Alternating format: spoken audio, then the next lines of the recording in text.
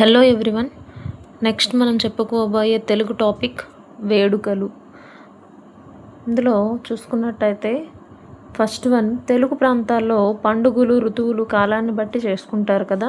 వ్యవసాయ ప్రధానమైన రాష్ట్రం కావున ఇక్కడ పండుగలు కూడా వ్యవసాయ నిబద్ధమైన ఎక్కువ. సో వ్యవసాయ సంబంధమైన పండుగల్లో ఫస్ట్ వన్ సంక్రాంతి, ఏరువాక, పూర్ణిమ, భీష్మ ఏకాదశి మొదలైన పండుగలు ప్రజల ఆచార వ్యవహారాలు సంప్రదాయాలు నిలిచి దండకాలుగా తోడ్పడతాయి. సాంప్రదాయ ఆట వస్త్రధారణ, అలంకరణ, ఆహార వ్యవహారాలు పండుగల్లో పాటించబడతాయి. సో ఆంధ్ర రాష్ట్రంలో నిర్మించుకున్న పండుగల్లో మత సంబంధమైనవి ఏంటి?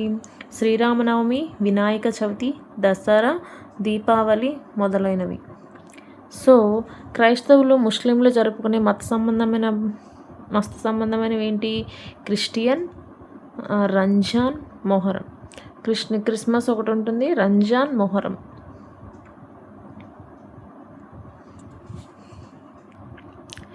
తెలుగు పండుగల్లో ఫస్ట్ పండుగ సంక్రాంతి. దీన్ని పెద్ద పండుగగా పిలుస్తారు. భోగి, సంక్రాంతి, కనుమ పేర్లతో ఈ పండుగ 3 రోజుల పాటు జరుగుతుంది. ఈ పండుగ కాలంలో హరిదాసులు హరికథా గానం చేస్తూ వీధుల్లో తిరుగుతారు. పిల్లలు గాలిపటాలు ఎగరేస్తారు. యువత కోడి పందాలు, కబడ్డీ పందాల్లో పాల్గొంటారు.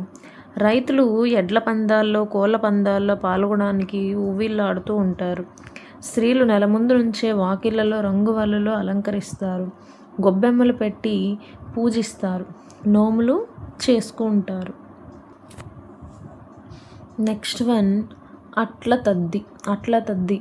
ఇదేంటంటే శివుని భర్తగా పొందాలని పార్వతీదేవి చేసిన వ్రతమే అట్ల తద్ది. ఈ వ్రతాన్ని నారదుడు పార్వతికి చెప్పాడు. ఈ పండుగప్పులు ఉయ్యాలలు కట్టి ఆడపిల్లలు ఆడుకుంటారు. గోరింటాకు పెట్టుకుని మంచి భర్త రావాలని కోరుకుంటారు. 11 రకాల పండ్లు తినడం, 11 మార్లు ఉయ్యాలు ఊగడం, 11 మార్లు తాంబూలం వేసుకుంటారు. ఇది దీని గురించి అట్ల. నెక్స్ట్ వినాయక చవితి ఎప్పుడు జరుపుకుంటాం? భాద్రపద శుద్ధ చవితి నాడు మనం వినాయక చవితిని జరుపుకుంటాం. మట్టితో వినాయకుడిని చేసి 21 ఆకులతో పూజిస్తారు. సో మటారీల ప్రభావంతో వినాయక చవితిని సామాజిక ఉత్సవంగా జరుపుకుంటారు. అనంత చతుర్దశి రోజు నిమజ్జనం చేస్తారు. ఇది వినాయక చవితి గురించి. నెక్స్ట్ జరుపుకునే పండుగ కృష్ణాష్టమి.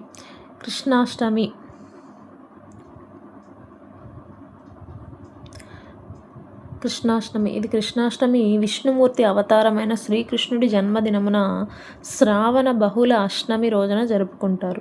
కృష్ణుని పూజించుట, పిల్లలకు గోపికలు కృష్ణాలు వేషాలు ధరింపజేయుట చేస్తారు.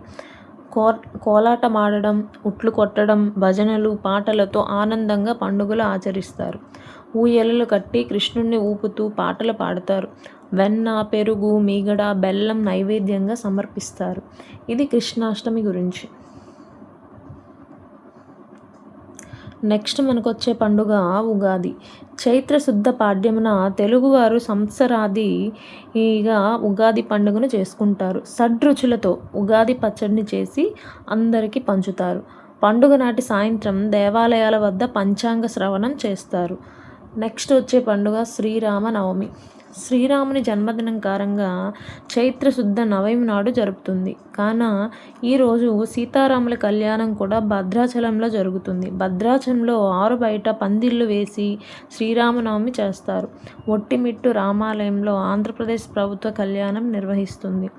కుతుబ్ షాహీల కాలం నుండి ప్రభుత్వం సీతారాముల కళ్యాణానికి ముత్యాల తలంబ్రాలను భద్రాచలం పంపడం ఆనవాయితీ. పూర్వం ఉగాది, శ్రీరామనవమి పండుగల మధ్య వసంతోత్సవం నిర్వహించేవారు. నెక్స్ట్ వచ్చే పండుగ గురు పౌర్ణమి. వ్యాసుని జన్మదినం సందర్భంగా గురు పౌర్ణమి లేదా వ్యాస పూర్ణిమగా నిర్వహిస్తారు. ఆషాఢ శుద్ధ పూర్ణమి నాడు పెద్దలను, ఉపాధ్యాయులను పూజించే ఆచారం ఉంది. బౌద్ధులు కూడా ఈ పండుగను ఆచరిస్తారు. షిరిడి సాయిబాబా దేవాలయాల్లో ఈ పండుగకు జరుపుతారు. నెక్స్ట్ వచ్చే పండుగ పీర్ల పండుగ మొహరం అంటారు. మొహరం అరబ్బీల మొదటి నెల. మొహరం నెల యొక్క 10వ రోజు అగరా దినం. మహమ్మద్ ప్రవక్త మనుషుల ఇమాం హసన్, ఇమాం హుస్సేన్లు వీరు హజ్రత్ అలీ కుమారుడు. హజ్రత్ అలీ వారసుడిగా ఇమాం హసన్ను ఎన్నుకున్నారు. సిరియా గవర్నర్ ఎవరు అధికార దాహం వల్ల ఇమాం హసన్ విష ప్రయోగం ద్వారా చనిపోయారు. తరువాత మావియా, ఇమాం హుస్సేన్ల మధ్య కర్బాలా అనే చోట జరిగిన పోరాటంలో నమాజ్ చేసుకున్న ఇమాం హుస్సేన్ను చంపేశారు. ఈ సంఘటన మొహరం నెలలోని 10వ రోజు అగారా జరిగింది. ఇమాం హసన్, ఇమాం హుస్సేన్లు నివాళులు అర్పిస్తూ జరుపుకునేదే ఈ మొహరం.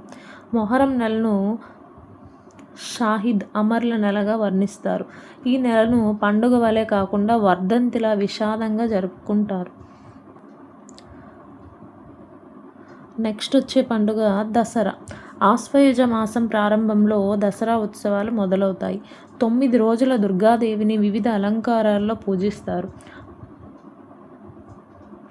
10వ రోజు ఆశ్వయుజ బహుళ దశమి నాడు విజయదశమి లేదా దసరా అని అంటారు.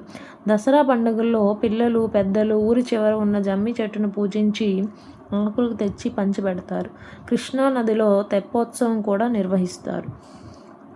రాముడు రావణుపై యుద్ధం ఆరంభించి రోజుగా, పాండవుల యుద్ధం ఆరంభించిన రోజుగా భావించి ఆయుధ పూజ కూడా చేస్తారు. ఆయుధ పూజ ఎప్పుడు చేస్తారంటే దసరా.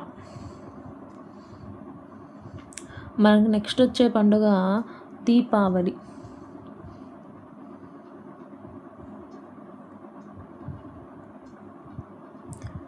ఆశ్వయుజ బహుళ అమావాస్య నాడు జరుపుకునే పండుగే ఈ దీపావళి. దీన్ని కొందరు కార్తీక శుద్ధ పాడ్యం నాడు కూడా జరుపుతారు. తెలంగాణలో దీన్ని దివ్వెల పండుగ లేదా దీపాల పండుగ అని కూడా అంటారు. దివ్వెల పండుగ లేదా దీపాల పండుగ అంటారు. దీపావళి అందు రోజును నరక చతుర్దశి అని కూడా అంటారు.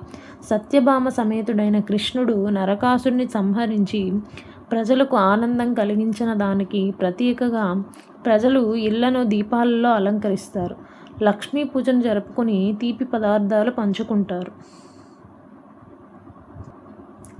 నెక్స్ట్ వచ్చే పండుగ శివరాత్రి.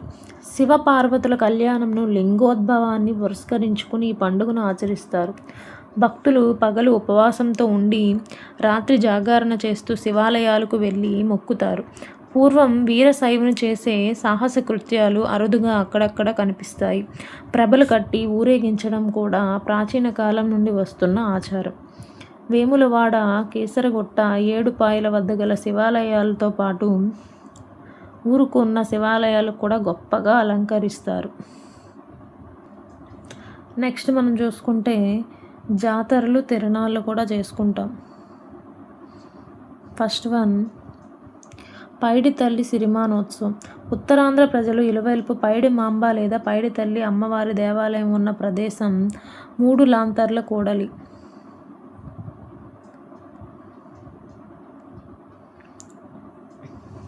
పైడి మాంబ సిరిమానోత్సవం ఎప్పుడు ప్రారంభమైందంటే 1758లో ప్రారంభమైంది. ఉత్సవాన్ని నిర్వహించే తిథులు విజయదశమి తరువాత మంగళవారం. ప్రస్తుతం పైడి మాంబ దేవాలయంలో పూజారి బంటుపల్లి బైరాగి నాయుడు. చారిత్రాత్మక పైడి తల్లి ఎవరు? విజయరామరాజు చెల్లెలు సిరిమాను రథం ఊరేగింపు. సిరిమాను రథం ఊరేగింపు. రథానికి పెద్ద కొయ్య సిరిమాన్ను కట్టి దానికి చివర ఒక పీఠాన్ని తగిలిస్తారు. పూజారి కుర్చీలో కూర్చుని గుడికి ప్రదక్షిణం చేయడం ఉత్సవంగా ప్రధాన భాగం. సిరిమాను 33 మూరలు ఉంటుంది. ఊరేగింపులో 8 ప్రధాన అంశాలు ఉంటాయి. సిరిమానుకు ముందు బెస్తవారి వల పాలధార, తెల్ల ఏనుగు, అంజలి రథం జరుగుతుంటాయి. భక్తులు పైడి తల్లికి ప్రతీకగా ఊరేగుతున్న పూజారిపై అరటి పండ్లు విసురుతారు. సిరిమానోత్సవం సిరిమానుకు ముందు జాలర్లు వలను పట్టుకుని శోభయాత్రగా పాల్గొంటారు. నెక్స్ట్ తిరుపతమ్మ తిరునాళ్ళు. కృష్ణా జిల్లా కలిదిండి మండలంలోని పెనుగంచిప్రాలులో లక్ష్మీ తిరుపతమ్మ తిరునాళ్ళు జరుగుతాయి. ప్రతి సంవత్సరం పాల్గొన పౌర్ణమి నుండి 5 రోజులు జరుగుతాయి. మొదటి రోజు ఆలయంలో అఖండ జ్యోతి స్థాపన, 2వ రోజు రథంలో ప్రామోత్సవం, మూడవ రోజు అభిషేకం కుంకుమార్చన. నాలుగవ రోజు తిరుపతమ్మ గోపయ్య స్వామి విగ్రహాలను విద్యుత్ ప్రభలతో ఆలయం చుట్టూ ప్రదక్షిణం చేయించుట. 5వ రోజు అనిగుండ్లపాడులోని కొల్లా శ్రీనివాసరావు ఇంటి నుండి సారె తెస్తారు. దాని వెంట 100 బండ్లు పెనుగంచిపోలు చేరుతాయి. నెక్స్ట్ గంగా జాతర. చిత్తూరు, తిరుపతిలో గంగా జాతర వైభవంగా జరుగుతుంది. ఎండాకాలంలో సుమారు 15 రోజుల పాటు, అనగా జాతరకు ముందు వారం తర్వాత వారు పండగ చేసుకుంటారు. రైతులు కూలీలకు ధాన్యాన్ని నజరాజన చేస్తారు. కూలీలు చిత్ర విచిత్ర వేషాలు వేసి రైతులకు మెప్పిస్తారు. పులి వేషం జాతరలో ఈ ప్రత్యేకమైనది. ఉరిచారకి గుడిలో పూజారి ఇతను వేప మండలాలతో చిన్న పందిరి వేస్తాడు. పురుషులు స్త్రీ వేషాలు కట్టి గంగమ్మను దర్శించుకుంటారు. శ్రీకాళహస్తిలో 7 గంగల జాతర అనే పేరుగా జాతర నిర్వహిస్తారు. నెక్స్ట్ ఏలూరు గంగమ్మ జాతర. ఏలూరులోని గంగమ్మ, ఆది మహాలక్ష్మి, పోతురాజు బాబుల జాతర ప్రత్యేకమైనది. 12 ఏళ్ళకు ఒకసారి నిర్వహించే ఈ జాతరను 3 నెలల పాటు నిర్వహిస్తారు.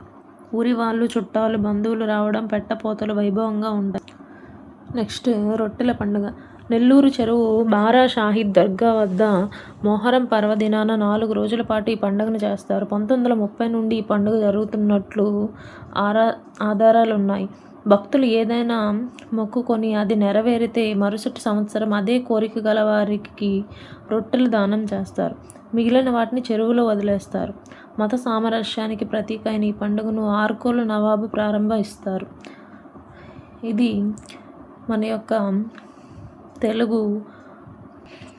మన తెలుగు యొక్క పండుగలు అండ్ వేడుకలు. ఈ వీడియో కనుక మీకు నచ్చినట్లయితే లైక్, షేర్, సబ్స్క్రైబ్ చేసుకోవడం మర్చిపోకండి. Thank you all.